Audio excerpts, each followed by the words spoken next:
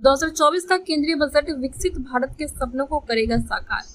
भारत सरकार के ग्रामीण विकास राज्य मंत्री कमलेश पासवान ने कहा कि केंद्र सरकार का बजट युवाओं, किसानों, महिलाओं और गरीबों को समर्पित है। अमृतकाल का यह बजट हमारे प्रधानमंत्री नरेंद्र मोदी की दूरदर्शिता, विजन और प्रकाश विकसित भारत को दर्शाता है, जिसमें उन्होंने विकसित भारत की दिशा में 9 प्राथमिकताएं निर्धारित की हैं, जिसके लिए पिछले 10 साल में बजट को लगभग 3 गुना बढ़ाया गया है। 48,21,000 करोड़ का यह बजट स्वतंत्र भारत के इतिहास में सबसे बड़ा है, जो अमृतकाल में विकसित भारत के सपनों को उड़ान प्रदान करेगा।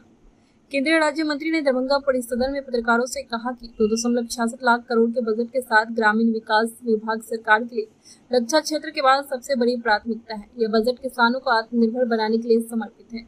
उन्होंने कहा कि आर्थिक विकास में महिलाओं को बढ़ी हुई भूमिका की दिशा में सरकार की प्रतिबद्धता है। उनके लाभ के लिए 3 लाख करोड़ रुपए से अधिक आवंटित किए गए हैं। सरकार ने लखपति दीदी बनाने के लक्ष्य को 2 करोड़ से बढ़ाकर 3 करोड़ कर दिया है।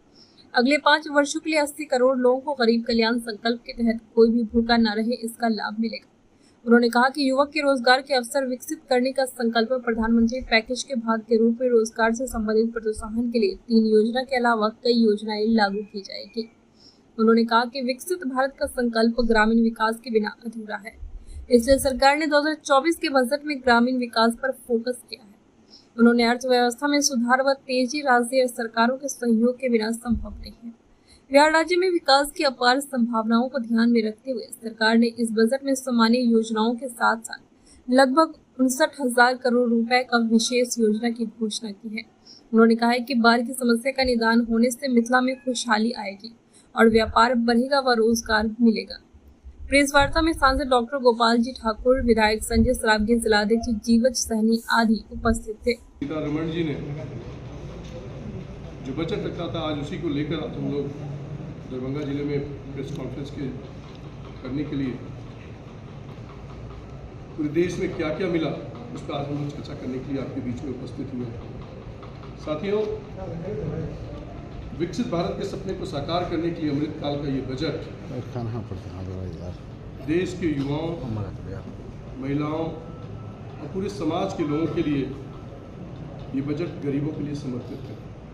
और ये बजट आदरणीय मोदी जी का और आदरणीय सीतारमण जी के नेतृत्व जो पेश हुआ, ये इतिहास का सबसे बड़ा बजट है। करीब 48 लाख करोड़ का ये बजट इतिहास में ये पहली बार ऐसा हुआ। और जहाँ पर ये बजट पेश हुआ उसके बाद आप देख रहे होंगे, चाहे मीडिया के मार्फत, चाहे टेलीविजन, इलेक्ट्रॉनिक मीडिया के मार्फत, चाहे फेसबुक के मार्फत, पूरे देश में इस बार का बजट चर्चा का विषय है। इस बजट में पूरे लोगों का ध्यान रखा गया है, गांव, गरीब। तो हमारे इस बजट में करीब 10 बिंदुओं को हमने बांटकर मैं आपके बीच में अपनी बात को रखना चाहूँगा। और ये बजट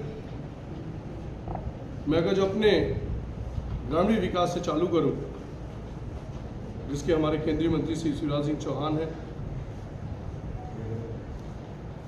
इस बजट में ग्रामीण विकास को 2,66,000 करोड़ रुपए का प्रावधान किया गया।